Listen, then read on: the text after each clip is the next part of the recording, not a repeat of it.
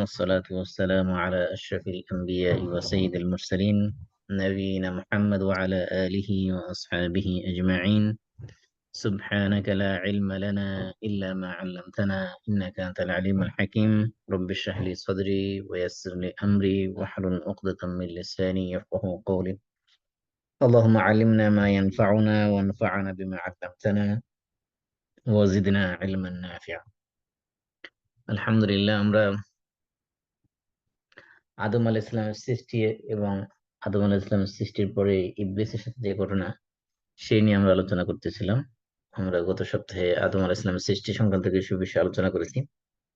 আজকে আমরা ইবলিস এবং তার যে সাঙ্গপাঙ্গ, এদের অ্যাক্টিভিটিস কি, তাদের থেকে আমরা কিভাবে নিজেদেরকে মুক্ত রাখতে পারবো, সেই নিয়ে সংক্ষিপ্ত আলোচনা করবো ইনশাআল্লাহ।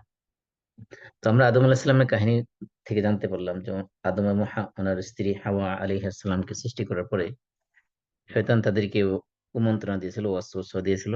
তাদেরকে দুইটা লোভনীয় আহ জিনিস তাদেরকে দেখাইছিল। তাহলে শয়তানের অন্যতম একটা অস্ত্র হলো মানুষকে লোভ দেখানো।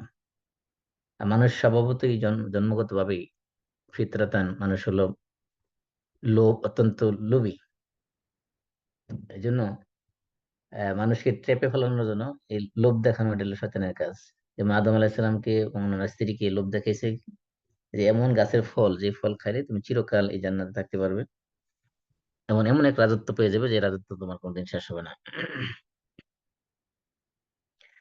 তারপরে কি হলো, ওনারা যখন এই নিষিদ্ধ গাছের ফল খাওয়ার সাথে সাথে ওনাদের কাপড় খুলে গেল। এটা হলো আরেকটা ইবলিসের কাজ। ইবলিসের অন্যতম অস্ত্র হলো মানুষের এই কাপড় খুলে ফেলা, অর্থাৎ নির্লজ্জ, বেহায়াপনা, এগুলো চর্চা করেন। এগুলো বিস্তারিত আলোচনা আমরা ইনশাল্লাহ পরে করব। তো আমি যেটা বলতে চাচ্ছি সেটা হলো যে শয়তানের যে চক্রান্ত, শয়তান কিন্তু সে আদম আলাইহিস সৃষ্টির শুরু থেকেই এই কিয়ামত পর্যন্ত তার সেই মানুষকে বিভ্রান্ত করার যে ওয়াদা আল্লাহর সাথে সে করেছে, অঙ্গীকার, আল্লাহর সাথে সে কসম করেছে, শপথ করেছে, যেটা মানুষকে সে বিভ্রান্ত করেই ছাড়বে। তার মানে ইবলিসের বিশাল অভিজ্ঞতা। আমরা জানি যে কেউ যখন জবের জন্য কোনো অ্যাপ্লাই করে, দেখে তার পূর্বে জবের অভিজ্ঞতা কিরকম আছে, আর সেই অভিজ্ঞতার আলোকেই তার নতুন জব হওয়া বা প্রমোশন হওয়া সবকিছু ডিপেন্ড করে। ইবলিসের যদি অভিজ্ঞতার কথা খেয়াল করেন, তাহলে ইবলিস হলো সবচেয়ে বেশি অভিজ্ঞতা সম্পন্ন একটা সত্তা। অর্থাৎ সৃষ্টি শুরু থেকে তার এই কাজের অভিজ্ঞতা। সেটা হলো কি, মানুষকে কিভাবে বিভ্রান্ত করা যাবে, মানুষ কিভাবে ধোঁকায় ফেলা যাবে। আর ইবলিসের এই যে চক্রান্ত, আরেকটা আমি যা বলছিলাম যে পার্থক্য করে ইবলিস এবং শয়তানের মধ্যে পার্থক্য কি, আমরা বলেছিলাম যে ইবলিস হলো যার অনিষ্ট, যার খারাপ গুণ, খারাপ কাজগুলো তার নিজের মধ্যে সীমাবদ্ধ থাকে। সেই খারাপ কাজ দ্বারা সে অন্যকে প্রভাবিত করে না, অন্যের উপর কোনো ইনফ্লুয়েন্স করে না। সে হলো ইবলিস। তাহলে ইবলিস ততক্ষণ পর্যন্ত ইবলিস ছিল যতক্ষণ তার নিজের খারাপ কাজগুলো তার নিজের মধ্যে সীমাবদ্ধ ছিল। যখন সে তার এই খারাপ কাজের মাধ্যমে, অর্থাৎ আদম আলাইহিস সালামকে এবং ওনার স্ত্রীকে যখন জান্নাত থেকে বের করার জন্য যে ষড়যন্ত্র তখন যখন শুরু করলো, তখনই তার নাম হয়ে গেল শয়তান। এই জন্য আল্লাহ তাআলা কোরআনের মধ্যে দেখবেন, আহ, যখন ইবলিস ওয়াসওয়াসা দেওয়ার আগে আল্লাহ তাআলা বলছেন যে ইবলিসকে বললো যে ফাসাদাল মালাইকাতু কুল্লুহুম আজমাউন ইল্লা ইবলিস, যে সমস্ত ফেরেশতারা সিজদা করলো, ইবলিস সিজদা করলো না। কিন্তু যখন এর পরবর্তী আলোচনা যখন আসলো, অর্থাৎ আদম আলাইহিস সালামকে এবং ওনার স্ত্রীকে যখন শয়তান কুমন্ত্রণা দিল, তারপরে আলোচনাতে আল্লাহ তাআলা ইবলিস নামটা আর বলেন নাই। কি বললেন? ফাওয়াসওয়াসা ইলাইহি শাইতান। এখন ইবলিস না বলে কি বলা হচ্ছে? শয়তান বলা হচ্ছে, যে শয়তান তাকে ওয়াসওয়াসা দিল। এবং সূরা আরাফের বলা হচ্ছে ফাওয়াসওয়াসা লাহুমা শাইতান, তাদের উভয়কে শয়তান কি করলো? কুমন্ত্রণা দিল। তাহলে কুমন্ত্রণা দেওয়া, এটা হলো ইবলিসের যে কাজটা। এই কাজটা দ্বারা যখন সে অন্যকে প্রভাবিত করলো, তখন আল্লাহ তাআলা তার নাম দিলেন শয়তান। এই জন্য শয়তান এবং ইবলিস, ইবলিস হলো মূল, যার ভিতরে খারাপ গুণ আছে, সে হলো ইবলিস। আর এই খারাপ গুণ যখন সে, এই গুণ দ্বারা যখন অন্যকে ইনফ্লুয়েন্স করে, অন্যকে প্রভাবিত করে, অন্যকে খারাপ কাজে দাবিত করার জন্য চেষ্টা করে, তখন সে হলো শয়তান। এই শয়তান শুধুমাত্র ইবলিস এবং তার বংশধরদের মধ্যে সীমাবদ্ধ না, শয়তান মানুষের মধ্যেও আছে। আল্লাহ তাআলা বলতেছেন, ওয়াকাযালিকা জাআলনা লিকুল্লি নাবিয়্যিন আদুওয়া, আমি প্রত্যেক নবীর জন্য শত্রু বানিয়েছি। শত্রু কারা ছিল? শায়াতিন আল ইনসি ওয়াল জিন, মানুষ শয়তান এবং জিন শয়তান। তাহলে ইবলিস এবং তার বংশধর যারা, এরা হলো জিন শয়তান। আর আমরা মানুষ যারা, মানুষের মধ্যে শয়তান আছে, অর্থাৎ যে মানুষ তার অকল্যাণ দ্বারা, তার অনিষ্ট দ্বারা, তার খারাপ চরিত্রের দ্বারা, খারাপ কাজের মাধ্যমে অন্যকে প্রভাবিত করে, খারাপ বানানোর জন্য, বিভ্রান্ত করার জন্য, দিন থেকে সরানোর জন্য, সে হলো মানুষরূপী শয়তান। সে হলো শায়াতিন আল ইনস, মানুষ শয়তান। মানুষের মধ্যে শয়তান আছে। এই জন্য আল্লাহ তাআলা আমাদেরকে যখন শয়তান থেকে পানাহ চাইতে বলছেন, তখন কিন্তু শুধুমাত্র ইবলিসের বংশধর থেকে বা ইবলিস থেকে চক্রান্ত থেকে পানাহ চাইতে বলেন নাই। আল্লাহ তাআলা বলছে, আমরা যে সূরা নাস পড়ি, সূরা নাসের সর্বশেষ আয়াত কি? মিনাল জিন্নাতি ওয়ান নাস। আশ্রয় চাই আল্লাহর কাছে কার থেকে? জিন শয়তান থেকে, এবং নাস মানে মানুষ শয়তান থেকে আল্লাহর কাছে পানাহ চাই। মানুষের মানুষের মধ্যে শয়তান আছে। এই জন্য দেখবেন এই মানুষরূপী শয়তান এগুলো অনেক সময় লেবাসদের আলেমের সুরতেও থাকতে পারে, স্বাভাবিক। কারণ শয়তান তো তার কোনো নিজস্ব কোনো, কারো কোনো কপালে লেখা নেই। তার আচরণের মাধ্যমে বোঝা যাবে কে শয়তান আর কে ভালো মানুষ। এই জন্য দেখবেন যে লেবাসদারি আলেমের সুরতে আছে, কিন্তু সে সবসময় মানুষকে শিরকের দিকে ডাকতেছে, মানুষকে বিভ্রান্ত করতেছে, সঠিক ইসলাম থেকে মানুষকে বিচ্যুত করতেছে। এই ধরনের কাজ যারা করে এরা হলো মানুষরূপী শয়তান। এই জন্য শয়তান শুধুমাত্র ইবলিস এবং তার বংশধরদের মধ্যে সীমাবদ্ধ না, মানুষের মধ্যে শয়তান আছে। আর এই শয়তানের জিন শয়তান যেটা, অর্থাৎ ইবলিস এবং তার পরবর্তী যে যে জেনারেশন, শয়তান বলতে আমরা শুধুমাত্র মনে করি যে একজনই। আসলে শয়তান একজন না, শয়তানের বিশাল বাহিনী আছে। এবং শয়তান বাহিনীর মধ্যে আবার স্পেশালাইজড বাহিনী আছে। প্রত্যেক কাজের জন্য আলাদা আলাদা স্পেশালিস্ট আছে। যেমন আমি বলছিলাম যে নামাজের জন্য একটা স্পেশালিস্ট আছে, ওযুর জন্য একটা স্পেশালিস্ট আছে, এরকম প্রত্যেক কাজের জন্য এক একটা কাজের জন্য স্পেশালাইজড শয়তান আছে। আর এই শয়তানের চক্রান্ত বা ষড়যন্ত্র, এটা শুরু হয় মানুষ পৃথিবীতে আসার আগের থেকেই। অর্থাৎ এই বনি আদমের সাথে যে শয়তানের যে ষড়যন্ত্রটা, এটা মানুষ ভূমিষ্ঠ হওয়ার আগের থেকে, এমনকি মানুষ যখন তার পিতার ঔরসে, মায়ের ঔরসে, পিতার বক্ষদেশে যখন থাকে, অর্থাৎ স্পার্ম আকারে যখন থাকে, তারও ওই সময় থেকে ইবলিসের চক্রান্ত ষড়যন্ত্র শুরু হয় এই সন্তানের, এই বনি আদমের জন্য। কিভাবে? আল্লাহ রাসূল বলছেন যে যখন মানুষ কোন হাজবেন্ড ওয়াইফ, তারা ইন্টিমেসি, তারা ক্লোজ রিলেশনের মধ্যে যায়, তখন তাদের হাজবেন্ড ওয়াইফ মিলনের সময় যদি তারা এই দোয়া না পড়ে, বিসমিল্লাহ আল্লাহুম্মা জান্নিবনা শাইতান ওয়া জান্নিবিশ শাইতানা মা রাযাকতানা, এটা হলো স্ত্রী সহবাসের বা মিলনের দোয়া। এই দোয়া যদি কেউ না পড়ে, তাহলে শয়তান ওই নারী এবং পুরুষের সাথে এই দৈহিক মিলনের সাথে সে অংশগ্রহণ করে।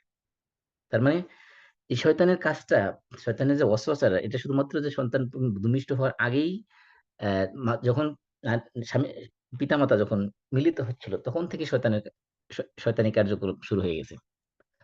কারণ আল্লাহ তাআলা সূরা বনী ইসরাইলের 64 নম্বর আয়াতে বলছেন, ওয়াশারিকহুম ফিল আমওয়ালি ওয়াল আওলাদ। শয়তান কি করে? তাদের সাথে, মানুষের সাথে, বনী আদমের সাথে তাদের সম্পদের মধ্যে এবং সন্তানের মধ্যে অংশগ্রহণ করে। তো সন্তানের মধ্যে অংশগ্রহণ কিভাবে? ওই যে স্বামী স্ত্রী যখন মিলনের সময় যদি দোয়া না পড়ে, তখন শয়তান ওই মিলনের মধ্যে অংশগ্রহণ করে। তার মানে এই শয়তান ভূমিষ্ঠ হওয়ার আগের থেকেই ইবলিসের চক্রান্ত শুরু হয়ে যায়। এমনকি সন্তান যখন পৃথিবীতে ভূমিষ্ঠ হয়ে আসে, তখন কি হয়? আল্লাহ রাসূল বলছেন যে, মা মিন মাউলুদিন ইউলাদু ইল্লা ওয়াশ-শাইতানু ইয়ামাসসুহু হিনা ইউলাদ। যে যখন কোন বনি আদম, কোন সন্তান যখন পৃথিবীতে ভূমিষ্ঠ হয়, তখন শয়তান তাকে স্পর্শ করে। ফায়াস্তাহিল্লু সারিখান মিন মাসসি শয়তান। এজন্য শয়তান ভূমিষ্ঠ হওয়ার পরে দেখবেন যে জোরে একটা চিৎকার দেয়, একটা আওয়াজ দেয়। এই আওয়াজ দেওয়ার মানে এই নয় যে সে কোনো ব্যথা পাইছে বা দুনিয়ার কোনো নতুন কোনো আবহাওয়া, সে আসছে, সে কোনো তার খারাপ লাগতেছে সেজন্য কান্না করে না। সে জোরে যে চিৎকারটা দেয়, আল্লাহ রাসূল হাদিসে বলছেন যে এটা হলো মিন মাসসিস শাইতান। শয়তান তাকে স্পর্শ করে ভূমিষ্ঠ হওয়ার পরপরই। এই শয়তানের স্পর্শের কারণে বাচ্চা তখন চিৎকার দেয়। তা আল্লাহ রাসূল বলছেন, ইল্লা মারিয়াম ওয়া ইবনাহা, যে মারিয়াম আলাইহিস সালাম এবং তার ছেলে ঈসা আলাইহিস সালাম, ওনারা দুইজন ছাড়া বাকি সবাইকে শয়তান স্পর্শ করেছিল। এমনকি মানুষ যখন, তাহলে প্রথম হলো যে মানুষ যখন তার পিতার ঔরসে, তার পিতার বক্ষদেশে যখন থাকে, তখন থেকেই শয়তানের ওয়াসওয়াসা শুরু হয়। তারপরে যখন ভূমিষ্ঠ হয়, তারপরে দ্বিতীয় চক্রান্ত শুরু হয়। এমনকি যখন সে একটা বালেগ অবস্থায় পৌঁছে, এটা বলে সিনত তাকলিফ, তাকলিফের মোকাল্লাফ অবস্থায় যখন পৌঁছে, তখন শয়তানের প্রত্যেকটা মানুষের জন্য আলাদা আলাদা তার জন্য একটা সঙ্গী বানিয়ে দেওয়া হয়। এটাকে কোরআনের পরিভাষায় বলা হয়েছে কারিন। কারিন মানে সঙ্গী। সঙ্গী বলতে এটা জিনদের পক্ষ থেকে একটা সঙ্গী, এটা মানুষের সাথে থাকে। এমনকি আল্লাহ রসুলের সাথেও ছিল। আয়েশা রাদিয়াল্লাহু আনহা তার থেকে হাদিসে আসছে যে একবার রাসূল সাল্লাল্লাহু আলাইহি সাল্লাম ঘর থেকে বেরিয়ে গেলেন, তখন আয়েশা রাদিয়াল্লাহু আনহা একটু ঈর্ষা জাগলো যে এই রাতে তিনি কোথায় যাচ্ছেন, কি করতেছেন, একটু দেখবেন। অল্প বয়সী নারী যেহেতু, উনি দেখতে গেলেন। তো আল্লাহ রসুল যখন দেখলেন যে আয়েশা রাদিয়াল্লাহু আনহা আল্লাহ রসুল কোথায় কি করতেছেন দেখার জন্য ঘর থেকে বেরিয়ে গেলেন, তখন আল্লাহ রসুল আয়েশা রাদিয়াল্লাহু আনহাকে উদ্দেশ্য করে বললেন, আওয়া যা কি শাইতানু কি, যে তোমার কাছে কি তোমার শয়তানটা চলে আসছে? তখন আয়েশা রাদিয়াল্লাহু আনহা বললেন, আওয়া মাইয়া শাইতান, আমার সাথেও কি শয়তান থাকে, শয়তান আছে? তখন আল্লাহ রসুল বলছেন, নাম, হ্যাঁ, তোমার সাথেও শয়তান আছে। তখন আয়েশা রাদিয়াল্লাহু আনহা বললেন যে মা কুল্লি ইনসানিন, যে প্রত্যেক মানুষের সাথে কি শয়তান থাকে? আল্লাহ রসুল বলছেন, হ্যাঁ, প্রত্যেক মানুষের সাথে শয়তান থাকে। এরপর আয়েশা রাদিয়াল্লাহু আনহা প্রশ্ন করলেন, ও মা কাইয়া রাসূলুল্লাহ, এমন কি আপনার সাথেও শয়তান আছে বা শয়তান থাকে? আল্লাহ রসুল বলছেন, হ্যাঁ, আমার সাথেও শয়তান ছিল, ওয়ালাকিন্না রব্বি আ'আনানি আলাই হাত্তা আসলামা, যে আমার রব আমাকে সেই শয়তানের উপরে সাহায্য করেছেন, শয়তানের উপরে বিজয়ী হতে সাহায্য করেছেন, এবং তারপরে সে আমার সাথে যে শয়তানটা ছিল সে ইসলাম গ্রহণ করে ফেলেছে, সে মুসলিম হয়ে গেছে, সে আমাকে এখন আর ডিস্টার্ব করে না। এই জন্য মানুষ যখন মোকাল্লাফ হয়, প্রত্যেকটা মানুষের সাথেই একটা জিন শয়তান তার সাথে সঙ্গী হিসেবে সার্বক্ষণিক থাকে। আহ এটা হাদিসের রাওয়ায়াতের মধ্যে আছে, মা মিনকুম মিন আহাদিন ইল্লা ওয়াকাদ উকিলা বিহি কারিনহু মিনাল জিন ওয়া কারিনহু মিনাল মালাইকা, যে মানুষের সাথে শুধুমাত্র শয়তান যে থাকে তাও থাকে না, তা না, এবং মানুষের সাথে ফেরেশতাও থাকে। তাহলে প্রত্যেক মুহূর্তে মানুষের সাথে তার সাথে সঙ্গী থাকে, একটা থাকে জিনদের পক্ষ থেকে জিন শয়তান, আর আল্লাহ রাব্বুল আলামিনের পক্ষ থেকে ফেরেশতা। এই এমনকি কিরামান কাতিমিন ছাড়াও আরেকটা ফেরেশতা থাকে, যার দায়িত্ব হলো মানুষকে প্রোটেকশন দেওয়া, সংরক্ষণ করা, হেফাজত করা। এই শয়তান মানুষের প্রত্যেকটা পদে পদে মানে প্রত্যেকটা ভালো কাজের সে বাধা সৃষ্টি করে। যেমন মনে করেন হাদিসের মধ্যে আসছে যে ইসলামের, যখন মানুষ ইসলাম গ্রহণ করতে চায় তখন তার পথে এসে বাধা দান করে, বলে যে তুমি তোমার দিন ছেড়ে, তোমার বাপদাদা ধর্ম ছেড়ে তুমি নতুন ধর্ম গ্রহণ করবে, কি দরকার, ইসলাম গ্রহণ করো না। তখন যে প্রকৃত যাকে আল্লাহ তাআলা ইসলামের হেদায়েতের নূর দেন, আলো দেন, সে শয়তানকে অমান্য করে। ঠিক তেমনি হিজরতের পথে, জিহাদের পথে, বিভিন্ন পথে এসে শয়তান বাধা দিতে থাকে। এমনকি মানুষ যখন রাত্রে ঘুমাইতে যায়, হাদিসের মধ্যে আসছে যে ইয়াকিদু শাইতানু আলা কাফিয়াতি রাসি আহাদিকুম ইযা হুয়া নাইম, ইয হুয়া নাইম, ও ইযা হুয়া নাইম, যে মানুষ যখন রাত্রে ঘুমাইতে যায় তখন মানুষের ঘাড়ের উপরে, মাথার নিচে ঘাড়ের উপরে শয়তান এসে তিনটা গিট দেয়, নট বাঁধে। এই যে আমরা যে আগের দিনে দেখতাম ছোটবেলায় যে মানুষ কবিরাজরা যেরকম কাজ দিত, সুতার মধ্যে গিট দিয়ে দিয়ে ফু দিত, শয়তান কি করে এরকম তিনটে গিট দেয়। প্রত্যেকটা গিট দেওয়ার সময় কি পড়ে, শয়তান বলে যে আলাইকা লাইলুন তাওয়িলুন ফারকুদ। তো প্রত্যেক গিট দেওয়ার সময় শয়তান এই এই তার এই মন্ত্রটা পড়ে, সেটা কি, আলাইকা লাইলুন তাওয়িলুন ফারকুদ। মানে হলো তোমার সামনে অনেক দীর্ঘ লম্বা রাত আছে, তুমি ঘুমাইতেই থাকো, ঘুমাইতেই থাকো, অর্থাৎ তোমার ঘুম থেকে ওঠার দরকার নেই, ফজর নামাজ পড়া দরকার নেই, তাহাজ্জুদ পড়া দরকার নেই, কোনো কিছু করার দরকার নেই, ঘুমাইতেই থাকো, সকাল পর্যন্ত ঘুমাইতেই থাকো। আল্লাহ রাসূল বলছেন যে সে যখন ঘুমের থেকে উঠে, যখন আল্লাহর জিকির করে, অর্থাৎ ঘুমের ওঠা থেকে উঠার দোয়া পড়ে বা যে কোনো আল্লাহর নাম যখন স্মরণ করে, তখন এই তিনটা গেট থেকে একটা গেট খুলে যায়। ফাইজা তাওয়াদ্দা, তারপরে যখন সে অজু করে, অজু করার সাথে সাথে তার সেকেন্ড গেট খুলে যায়। আর যখন সে ইনশাল্লাহ যখন সে নামাজ পড়ে, ফজরের নামাজ বা তাহাজ্জুদ নামাজ, যে কোনো নামাজ যখন পড়ে, তখন তার তিনটা গেটই খুলে যায়। ফাসবাহ নাশীতান তাইয়িবান নাফস, তখন সে একেবারে অ্যাক্টিভ হয়ে যায়, মানে কি বলে, একবারে এনার্জেটিক, শরীরের মধ্যে আহ, শক্তি সঞ্চয় করে সে অ্যাক্টিভ হয়ে যায়, এবং সে পবিত্র একটা আত্মা নিয়ে, পবিত্র একটা নাফস নিয়ে, মন নিয়ে সে দিনটা শুরু করে। আর যদি সে ঘুম থেকে উঠলো না, উঠে আল্লাহর জিকির করলো না, অর্থাৎ দোয়া পড়লো না, ওযু করলো না, নামাজ পড়লো না, সে ঘুমাইলে, কন্টিনিউয়াস ঘুমাইলে, তাহলে কি হবে, আল্লাহ রাসূল বলছেন আসবাহা খাবিসান নাফসি কাসলান, তাহলে সে একটা অপবিত্র আত্মা নিয়ে, অপবিত্র মন নিয়ে সে দিনটা শুরু করলো, এবং সে তার সারাটা দিন অলসতার মধ্যে কাটবে। যত সে অ্যাক্টিভ থাকার চেষ্টা করুক না, তার মধ্যে সবসময় অলসতা, গুম গুম ভাব একটা লেগেই থাকবে, কারণ ওই শয়তানের গিট তার মাথার মধ্যে, গাড়ির মধ্যে এখনো রয়ে গেছে। এই শয়তান রাত্রিবেলা যখন আমরা ঘুমাই, আমরা ঘুমানোর সময় আমাদের একেবারে নাকের ছিদ্রের ভিতরে যে অবস্থান করে, আর এটা আমার কথা না, আল্লাহ রাসূল বলছেন যে ইজাস্তাইকাযা আহাদুকুম আন মানামিহি ফালিয়াস্তানসি সালাসান ফাইন্না শাইতানা ইয়াবিতু আলা খাইশুমিহি। আল্লাহ রাসূল বলেছেন, তোমরা যখন ঘুম থেকে ওঠার পরে যখন তোমরা কি করবে, তোমরা যখন ঘুম থেকে উঠবে তখন তোমরা 3 বার নাকের মধ্যে পানি দিবে। পানি দিবে, নাকের মধ্যে পানি দেওয়া মানে হলো অজু করার সময় আপনি 3 বার নাকের মধ্যে পানি দিয়ে নাককে পরিষ্কার করতে, নাকের ভিতরে পানি টেনে নিয়ে তারপরে জেরে ফেলে দিতে বলা হয়েছে, নাকে অর্থাৎ পরিষ্কার করতে বলা হয়েছে। এর কারণ কি? কারণ হিসেবে আল্লাহ রাসূল বলছেন ইন্না শাইতান ইয়াবিতু আলা খাইশুমিহি, কারণ তার নাকের মধ্যে শয়তান ঘুমায়, নাকের ছিদ্রের ভিতরে শয়তান রাত্রিবেলা রাত্রি যাপন করে।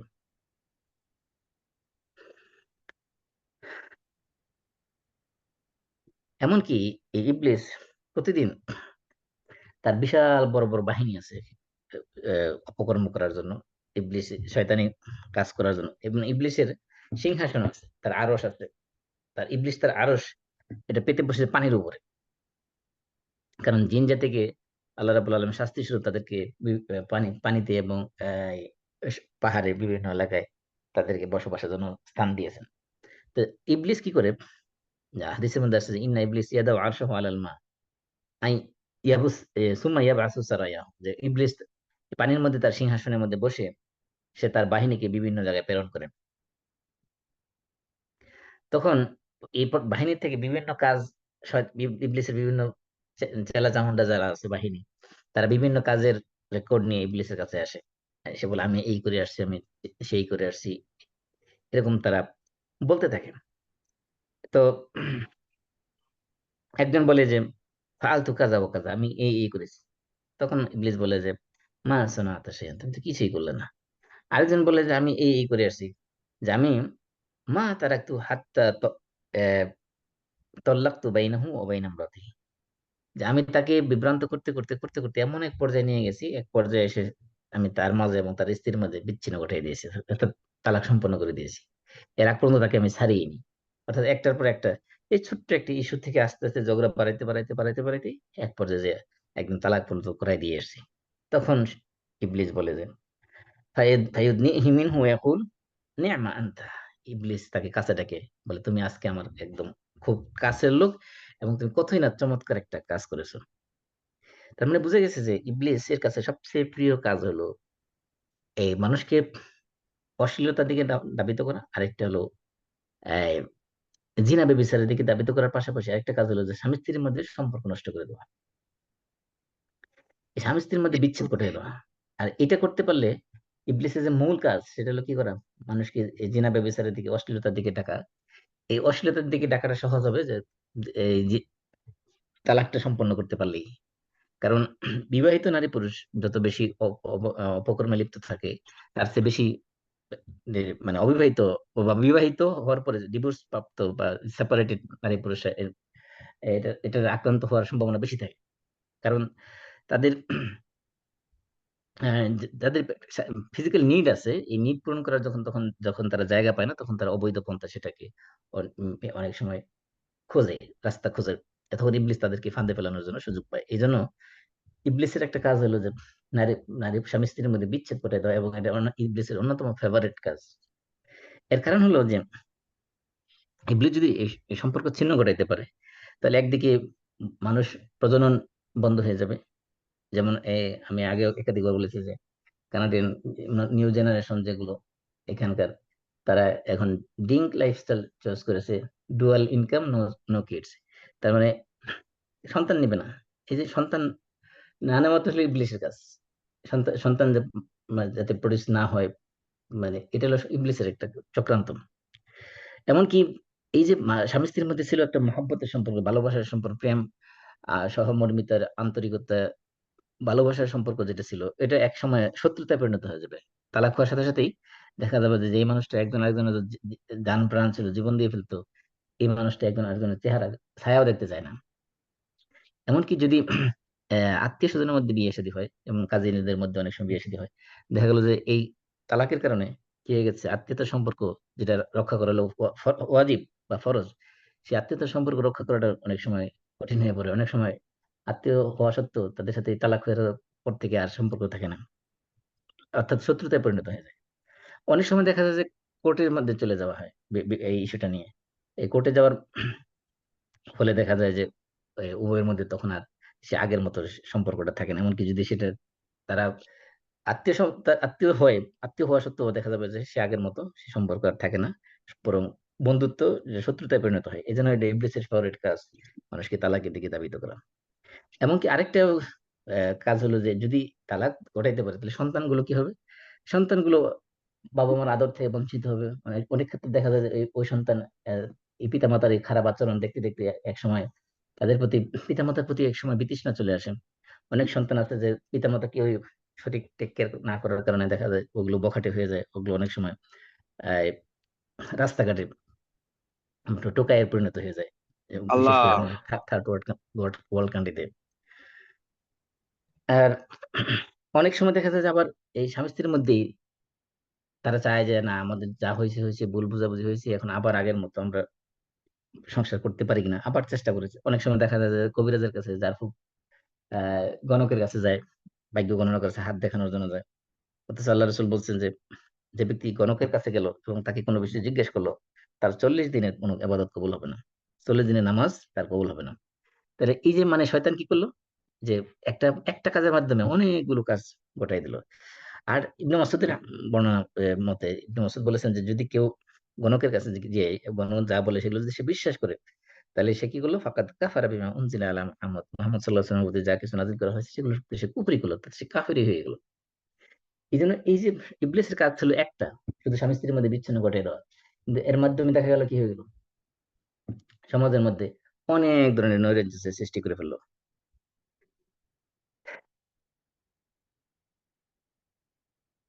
কারণ কি, এই যে ইবলিস গণকের কথা বিশ্বাস করলে কুফরি হয়ে যাবে, হবে। কারণটা কি, কারণ হলো গণক যেগুলো বলে এগুলো গাইবী বিষয়, আর গাইবী বিষয় আল্লাহ ছাড়া কেউ জানে না। আল্লাহ রাব্বুল আলামিন বলছেন কুল্লা ইয়ালামু মান ফিস সামাওয়াতি ওয়াল আরদিল গায়বা ইল্লাল্লাহ। হে রাসূল, আপনি বলে দিন, লা ইয়ালামুল গায়বা মান ফিস সামাওয়াতি ওয়াল আরদ, আসমান এবং জমিনে যা কিছু আছে, যারা আছে, কেউই গায়েব জানে না, অদৃশ্য জানে না, একমাত্র আল্লাহ ছাড়া। আর এই শয়তানের যে চক্রান্ত, শয়তানের চক্রান্ত গুলো বিভিন্ন ধাপে ধাপে করে থাকে। শয়তান কিন্তু একবারই বলবে না। মনে করেন একজন ইমাম, একজন হাফেজ, একজন তাকে কিন্তু শয়তান যে বলবে না যে তুমি আজ থেকে নামাজ ছেড়ে দাও, তাকে শয়তান যে বলবে না যে তুমি আজ থেকে তোমার জামা এই দাড়ি টুপি এগুলো ছেড়ে দাও, ক্লিন ক্লিন শেভ করে ফেলো। শয়তান ডাইরেক্ট এগুলো বলবে না, তাদের কি করবে, মানে পর্যায়ক্রমে ধাপে ধাপে স্টেপ বাই স্টেপ ধোকা দেবে। তো শয়তানের প্রথম স্টেপ কি, শয়তানের প্রথম স্টেপ হলো মানুষকে কুফরের দিকে ডাকা। হাদিসের মধ্যে আসছে যে, সরি, কোরআনের মধ্যে আসছে, সূরা হাশরের 16 নম্বর আয়াতের তাফসীরের মধ্যে আসছে, সূরা হাশরের 16 নম্বর আয়াতে বলা আছে কামাসালি শাইতান ইয ক্বালা লিল ইনসানি কুফর ফালাম্মা কাফারা ক্বালা ইন্নী বারিউম মিম্মা তুশরিকুন ইন্নী আখাফুল্লাহ রাব্বুল আলামিন। যে শয়তানের একটা উদাহরণ দেওয়া হয়েছে, সেখানে বলা হচ্ছে যে সে শয়তান মানুষকে বলে যে কুফরি করো, আর মানুষ যখন কুফরি করে তখন শয়তান তার থেকে দূরে পলায়ন করে। তখন শয়তান বলে যে ইন্নী বারিউম মিম্মা তুশরিকুন, তোমরা যার সাথে শিরিক করেছো আমি তা থেকে নিজেকে মুক্তি দাবি করছি। আমি অর্থাৎ আমার সাথে ওই শিরকের সাথে কোনো সম্পর্ক নাই, তোমার সাথে কোনো সম্পর্ক নাই। কারণ কি, কারণ আমি আল্লাহ রাব্বুল আলামিনকে ভয় করি। এই যে শয়তানের প্রথম কাজ হলো শিরকের দিকে ধাবিত করা, কুফরের দিকে ধাবিত করা মানুষকে, এই আয়াতের। এবং শয়তানের আরেকটা ইয়ে হলো যে পদক্ষেপ হলো শয়তান স্টেপ বাই স্টেপ আগায় কোনো মানুষকে। যখন সে শয়তান ধরে, শয়তান তাকে স্টেপ বাই স্টেপ তাকে আস্তে আস্তে কাবু করে, তাকে একসাথে আহ খারাপ কাজের দিকে ধাবিত করে না, কুফরের দিকে নেওয়ার জন্য শয়তানের অনেকগুলো স্তর আছে। আপনি এই আয়াতের তাফসীরের মধ্যে বিভিন্ন তাফসীরে, বিশেষ তাফসীর ইবনে কাসির সহ ইবনে হাবিস সাউদ এবং আল্লামা উম, ইবনুল কাইয়িম জাওজি সহ অনেক মুফাসসির কেরাম একটা কাহিনী বর্ণনা করেছেন এই আয়াতের তাফসীরের মধ্যে। সেই কাহিনীটার নাম হলো বারসিসা নামে এক বনী ইসরাইলের এক আবেদ বড় লোক ছিল। তো ওই আবেদ যে এলাকায় বসে ইবাদত করতো, তার একটা নিজস্ব ইবাদতখানা ছিল।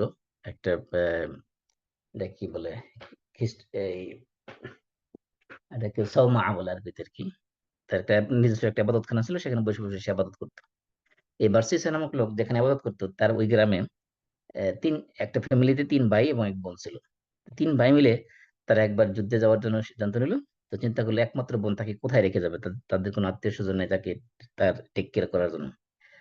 এই অবিবাহিত এই বোনটাকে চিন্তা করলো 3 ভাই মিলে এই বার্সিসা নামক এই ভদ্রলোক, এই আবেদ, বড় বুজুর্গ লোক, তার কাছে রেখে যাবে। তো তারা যে যখন যুদ্ধে যাওয়ার আগে যখন এই ভার্সিসের কাছে যে প্রস্তাব দিল যে আমরা আমাদের বোনকে আপনার কাছে রেখে যেতে চাই, উনি তো একজন পরহেজগার মানুষ, বললো যে না না না, এরকম মেয়ে মানুষ আমার কাছে রাখা যাবে না, এটা সম্ভবই না। তারপর তারা যখন খুব ইনসিস্ট করলো, বললো যে আমাদের আর কোনো উপায় নেই, আমরা আপনি যদি তাকে একটু দেখাশোনা করেন তাহলে আমরা যুদ্ধে যেতে পারবো, তাহলে আমাদের যুদ্ধে যাওয়ার আর কোনো সুযোগ থাকবে না, তাকে রেখে কোথায় রেখে যাবো আমরা, তাকে সাথে নিয়েও যাওয়া যাবে না। তখন সে রাজি হলো, ঠিক আছে আমি টেক কেয়ার করতে পারবো, তবে আমার এই আবাদতখানা আশেপাশে রাখা যাবে না, দূরে একটা ঘর করে তাকে সেখানে রাখো। তো সেই অনুপাতে তার কথা মতো এই তিন ভাই মিলে তাকে তার জন্য একটা ঘর করে দিল। সে ওই ভার্সিস সেখানে যাই তার সাথে তাকে দেখাশোনা করতো। এবং ভার্সিস ওই মেয়ের জন্য খাবার ঘরের বাইরে নিয়ে দাঁড়ায় থাকতো। মেয়ে যখন আহ আর এই খাবার বাইরে রেখে চলে আসতো, এবং মেয়ে আসা পরে খাবার নিয়ে যেত।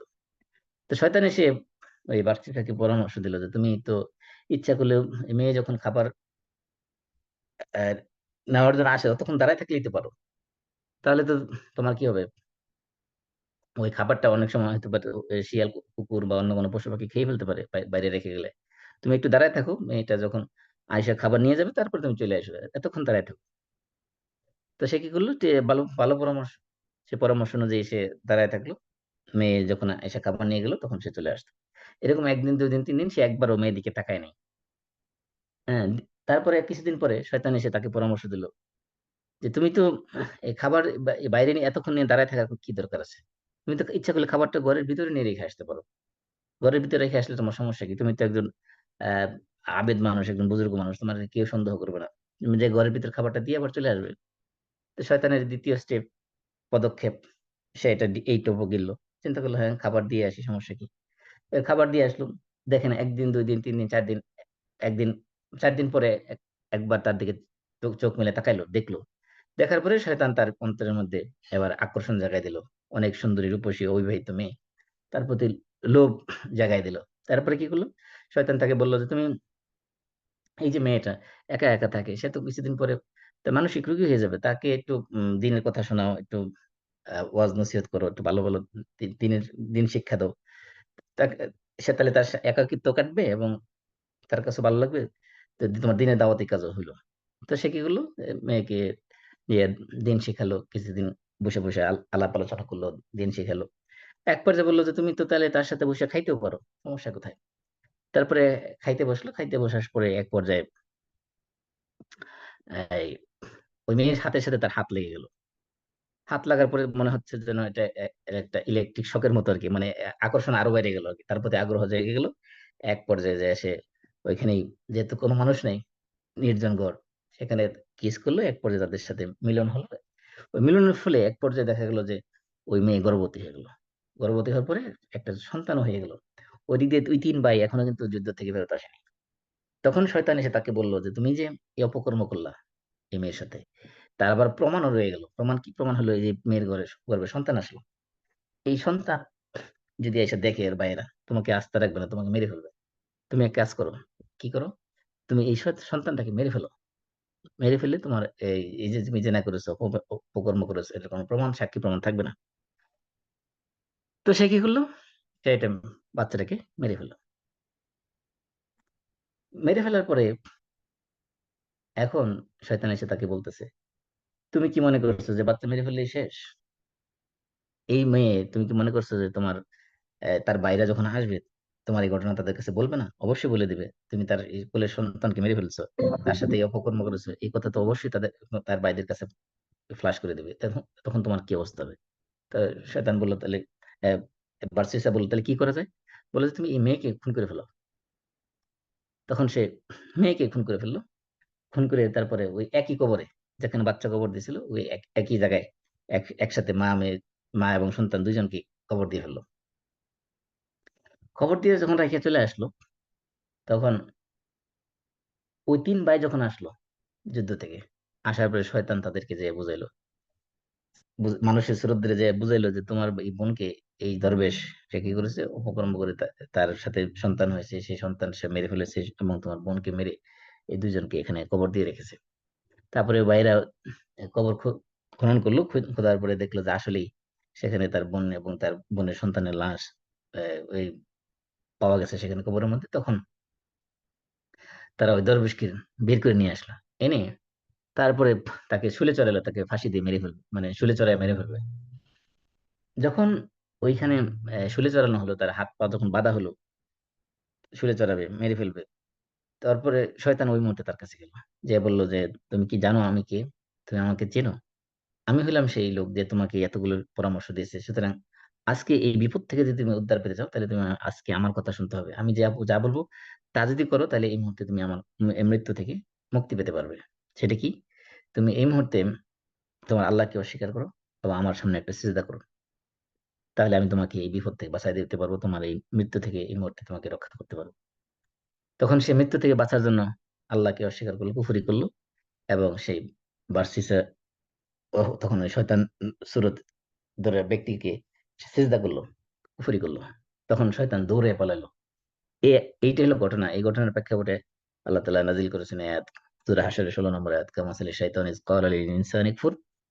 শয়তান যখন মানুষকে বলে কুফরি করো, ফালাম্মা কাফারা, যখন সে কুফরি করলো, শয়তান বলে ক্বালা ইন্নী বারিউম মিনক, আমি তোমার থেকে সম্পর্ক ছিন্ন করলাম। ইন্নী আখাফুল্লাহ রাব্বুল আলামিন, কারণ আমি রব্বুল আলামিনকে ভয় পাই।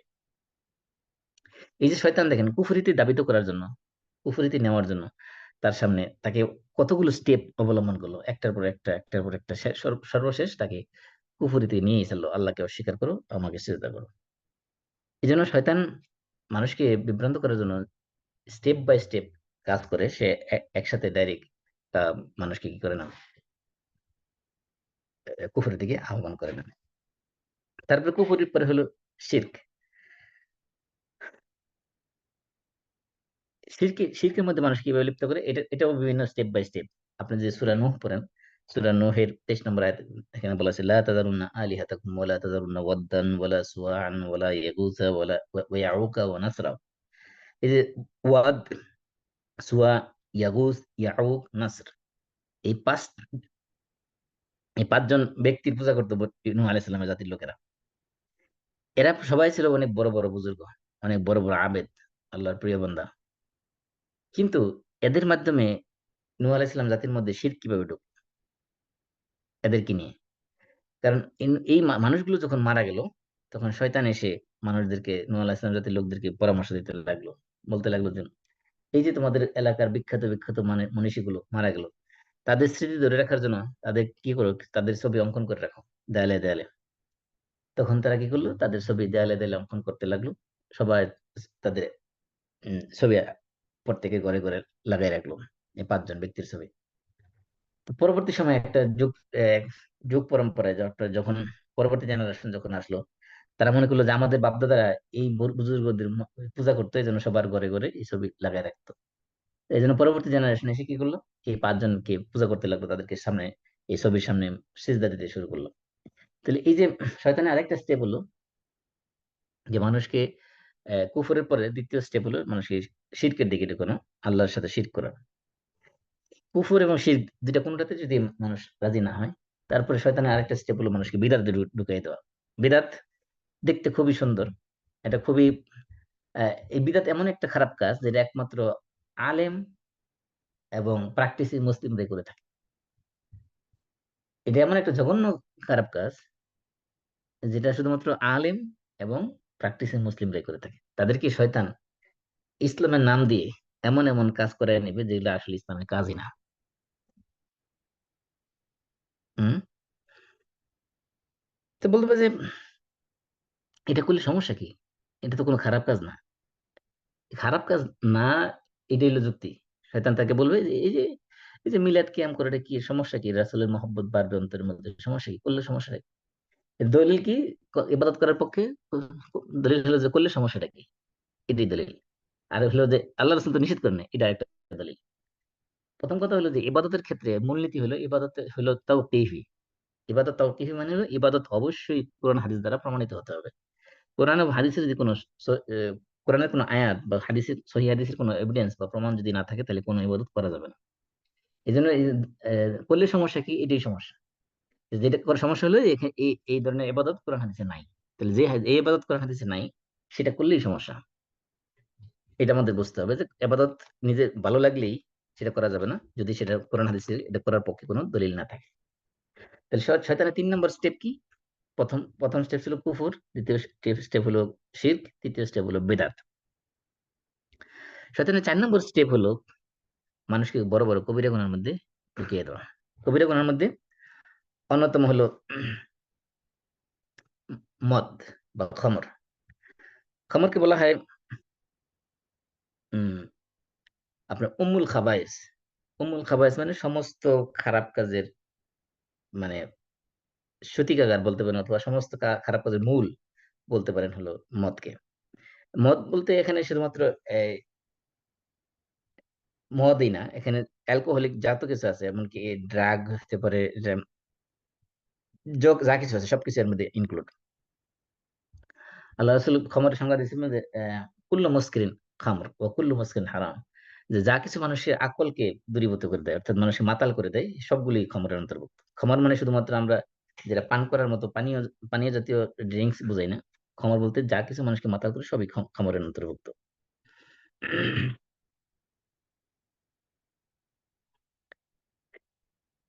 হম।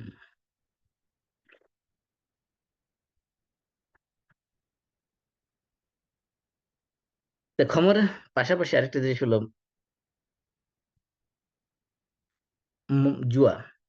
খমরের ব্যাপারে একটা ঘটনা আমরা বলেছিলাম, আমরা যখন এই খমর নিয়ে আলোচনা করতেছিলাম তখন বলেছিলাম একটা, যে খমরকে কেন উম্মুল খাবায়েস বলা হয়, অর্থাৎ সমস্ত খারাপ কাজের মূল কেন বলা হয়। তার একটা প্রমাণ হলো যে বনী ইসরায়েলের এক আবেদ ছিল। ওই আবেদ ইবাদত করতো। তো এলাকায় এক রূপসী মেয়ে ছিল। সে একদিন তার এক দাসীকে ওই আবেদের কাছে পাঠালো। বললো যে তুমি ওই আবেদকে আমার বাসায় ডেকে নিয়ে এসো, আমি তার সাথে তার কালিমা পড়ে আমি ইয়ে হব, দিন গ্রহণ করবো, নতুন দিন গ্রহণ করবো, আমি অমুসলিম থাকবো না, আমি মুসলিম হয়ে যাব। তখন ওই মহিলার কাজের লোক বা দাসী সে গেল আবেদের কাছে, যে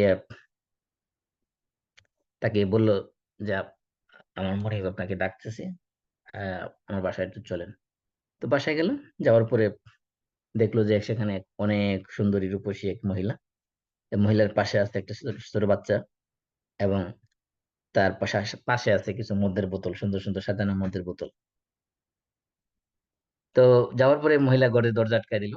আটকায় দেওয়ার পরে বলতেছে যে আমি আসলে আহ শাহাদাত গ্রহণ করার জন্য তোমাকে ডাকিনি, আমি ডাকছি মূলত তোমাকে তোমাকে দিয়ে কিছু কাজ করানোর উদ্দেশ্যে। 1 নম্বর, এই যে আমার সামনে দেখতেছো এখানে 3টা জিনিস আছে।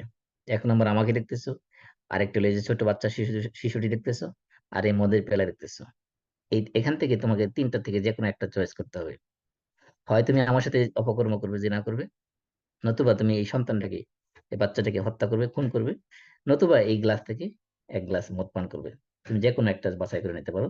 এই যে কোনো একটা কাজ করলে তোমাকে আমি ছেড়ে দেবো, অন্যথায় তোমাকে আমি ছাড়বো না। তখন এই দরবেশ মানুষ চিন্তা করলো যে জেনা করা তো অনেক বড় কবিরা গুনাহ। তারপরে একটা নিষ্পাপ শিশু বাচ্চাকে, মাসুম বাচ্চাকে হত্যা করা, এটা তো বড় ধরনের কবিরা গুনাহ।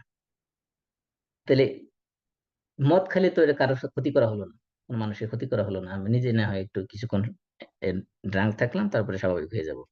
তো এই সবচেয়ে আখাফুদ্দারাইন, সবচেয়ে লেস হার্মফুল যেটা, সেটা হলো মদ খাওয়াটা। তো তাহলে মদই খেয়ে ফেলি। তো সে সিদ্ধান্ত হলো যে যেহেতু উপায় নাই কোনো বাঁচার জন্য, একটা কিছু করতে হবে, না করলে তাকে ছাড়বে না। তো শেষ পর্যন্ত সে মদ খেলো। মদ খাওয়ার পরে যখন মদের নেশা যখন তুললো, মাতাল হয়ে গেল, তখন বললো যে মদ আমাকে আরো দাও। আরো মদ যখন খাইলো, খাইতে খাইতে মাতাল হয় এক অবস্থায়, এক পর্যায়ে এসে ওই শিশুটাকে হত্যা করে ফেললো। হত্যা করার পরে যখন তার মাতলামি যখন থামে নাই, তখন এক পর্যায়ে যে ওই মহিলার সাথে সে জিনাও করলো। তাহলে সে মদ খাইছিল মূলত সবচেয়ে কম ক্ষতিকর জিনিসটা করার জন্য, কিন্তু মদ যখন খাইলো, তারপর দেখা দেখা গেল যে বড় বড় যে 2টা কাজ থেকে সে বিরত থাকার জন্য মদ খাইলো, সেই 2টা কাজও সে করে ফেলেছে। এই জন্য মদকে বলা হয় উম্মুল খাবায়েস, সবচেয়ে সমস্ত গুনার, সমস্ত পাপাচারের মূল বলা হয় মদ। মদের সাথে আরেকটা হলো জুয়া। জুয়া যারা খেলে তারা, তাদেরকে দেখবেন যে তাদের জীবনের লাইফস্টাইল মানে এমনকি নিজের বাড়ি ঘর তো আছেই, অনেক সময় নিজের স্ত্রীও দিয়ে দেয় আরেকজনের কাছে। এগুলো কোনো মানে মানুষত্ব, কোনো স্বভাব, কোনো মানুষ, মানবিক গুণ, মনুষ্যত্ব বোধ, এগুলো কোনো কিছু তাদের আর কাজ করে না তখন। এই জন্য আল্লাহ তাআলা বলছেন, ইন্নামাল খামরু ওয়াল মাইসির, মদ এবং জুয়া, ওয়াল আনসাব ওয়াল আজলাম রিজসুম মিন আমালি শাইতান, এগুলোকে বলা হচ্ছে রিজস, এগুলো নাপাকি, মিন আমালি শাইতান, এগুলো শয়তানের কাজ। ফাজতানিবুহু, সুতরাং তোমরা এগুলো থেকে বিরত থাকো। তাহলে শয়তান 4 নম্বর পদক্ষেপ হলো কবিরা গুনাহ। কবিরা গুনার মধ্যে অন্যতম হলো মদ এবং জুয়া। তারপরে এই শয়তানের আরেকটা আর আরো দাব আছে যে পরবর্তীতে যে কবিরা গুনাহ করলো না, তারপর ছোট ছোট সগীরা গুনাহ করাবে। কারণ কি? কারণ হলো সগীরা গুনাহ যদি করে, সগীরা গুনাহ অনেক সময় মানুষের কাছে কি হয় না, এই গুনাহই মনে হয় না, এই ছোট্ট একটা বিষয়, এটা কোনো, এটা কোনো ব্যাপারই না। আরেকটা জিনিস হলো যে সগীরা গুনাহ একাধিকবার জেনে শুনে বারবার যদি করা হয়, কন্টিনিউয়াস তওবা ছাড়া, সগীরা গুনাহ একাধিকবার করলে সেটা কবিরা গুনাহে রূপান্তরিত হয়। এজন্য ইবনে আব্বাসের একটা কথা আছে, লা কাবিরাতা মাআল ইস্তিগফার ওয়ালা সগীরাতা মাআল ইসরার। যে সগীরা গুনাহ বারবার করলে সেটা আর সগীরা গুনাহ থাকে না, সেটা কবিরা গুনাহ পরিণত হয়। আর কবিরা গুনাহ যদি তওবা করা হয় সঠিকভাবে, খালেদাবে ইস্তেগফার তওবা যখন করা হয়, তখন সে কবিরা গুনাহ থাকে না, সেটা আল্লাহ তাআলা মাফ করে দেন। তাহলে শয়তানের পরবর্তী স্টেপ হলো, কবিরা গুনাহতে যদি ফালাইতে না পারে তাহলে সগীরা গুনার মধ্যে ফেলবে। কারণ শয়তান জানে যে সগীরা গুনাহ বারবার করতে করতে করতে করতে এক পর্যায়ে কি হয়ে যাবে, সে এটা কবিরা গুনাহে পরিণত হবে। এই জন্য আল্লাহ রাসূল বলছেন, ইয়াকুম ওয়া মুহাক্কিরাতিজ যুনুব, আল্লাহ রাসূল বলছেন তোমরা ছোট ছোট গুনাহগুলোর ব্যাপারে সাবধান থাকো। কারণ কি? কারণ এই যে ছোট ছোট গুনাহকে আল্লাহ রাসূল একটা উদাহরণ দিয়েছেন, যে মনে করেন একটা কাফেলা একটা সফরে গেল, সফরে যাওয়ার পরে তাদের হঠাৎ করে আগুন জ্বালানো দরকার পড়লো, কিন্তু তাদের কাছে কোনো লাকড়ি নাই। তখন সবাই মিলে বেরোলো এদিকে সেদিকে, মরুভূমির মধ্যে খুঁজতে খুঁজতে, যেখানে টুকটাক একটা দুইটা ছোট ছোট পাতা লাতা কাঠ যেখানে যা পাইলো, এগুলো সবগুলো কুড়ায় নিয়ে আসলো। সবাই মিলে যখন একত্রে করলো, দেখা গেলো বিশাল এক স্তূপ হয়ে গেলো। তারপরে সেগুলো তারা আগুন জ্বালিয়ে সেখানে রান্না বান্না করে খেলো। এটা হলো সগীরা গুনার উদাহরণ। সগীরা গুনাহ দেখতে এটা ছোট হলো, হয়তো আপনার পাশে পড়ে আছে গাছের পাতা, এটা যদিও কোনো কাজে লাগে না, কিন্তু যখন অনেকগুলো পাতা একত্রে করবেন, সেটা জ্বালায় রান্না করা করা যায়। ঠিক তেমনি সগীরা গুনাহ যদি দেখতেও এটা ছোট মনে হয়, কিন্তু অনেকগুলো সগীরা গুনাহ যখন একত্র হয়ে যায়, তখন সেটা কবিরা গুনার চেয়ে আকৃতিতে বড় আকার ধারণ করে। এই জন্য আল্লাহ রাসূল বলছেন, তোমরা ছোট ছোট গুনাহগুলো থেকে বেঁচে থাকো, সেগুলোকে তুচ্ছ মনে করবে না। এই জন্য হাদিসের মধ্যে আছে যে, ইনাল মুমিনা ইয়ারা যুনুবাহু কাআন্নাহু কাঈদুন তাহতা জাবালিন ইয়াখাফু আন ইয়াকা আলাইহি, যে একজন মুমিন তার গুনাহগুলোকে সে মনে করে যে সে একটা পাহাড়ের নিচে বসে বসে আছে, আর গুনাহগুলো মনে হচ্ছে যেন পাহাড় তার মাথার উপরে যে কোনো সময় ধসে পড়বে। অর্থাৎ এই ছোট ছোট গুনাহগুলোকে একজন ইমানদার যে, সে পাহাড়ের মতো মনে করে যে কোনো সময় তার মাথার উপর ধসে পড়বে, তাকে ধ্বংস করে দেবে। আর যে ফাজের, যে পাপিষ্ঠ, যে পাপ কাজে যে অভ্যস্ত হয়ে গেছে, সে তার গুনাহগুলোকে মনে করে ইয়ারা যুনুবাহু কাযুবাবিন আলা আনফিহি ফাকালা বিহি হাকাযা, যে এর, যে পাপিষ্ঠ, যে পাপ করতে করতে মজা পেয়ে গেছে, অভ্যস্ত হয়ে গেছে, তার কাছে গুনাহ করা মনে মনে হয় যেন যে তার নাকের উপরে একটা মাছি বসেছে, পরে হাত দিয়ে এইভাবে বাড়ি দিয়ে মাছিটাকে তাড়াই দিয়েছে, এরকম তুচ্ছ মনে হয় তার কাছে গুনাহগুলো করে। এই জন্য শয়তানের আরেকটা দাব হলো যে কবিরা গুনাহ করাইতে না পারলে কি করবে, সগীরা গুনার মধ্যে মানুষকে লিপ্ত করবে, তাহলে শয়তান কি হবে, সাকসেস হবে, সফল হবে। তারপর কবিরা গুনাহ সগীরা গুনাহ কোনটাতে পড়ে ফেলতে পারলো না, তাহলে কতগুলো দাব বললাম? প্রথম হলো শিরক, কুফর, তারপর হলো শিরক 2 নম্বর, 3 নম্বর হলো কি বেদাত, 4 নম্বর কি বললাম, কবিরা গুনাহ, 5 নম্বর হলো সগীরা গুনাহ, এবং 6 নম্বর বললাম আপনার মুবাকাজ। মুবাকাজের মধ্যে আহ মানুষকে লিপ্ত করা। মুবাকাজ, এই কাজটা করলে কোনো গুনাহ নেই, এই কাজ করলে কোনো সওয়াবও নেই।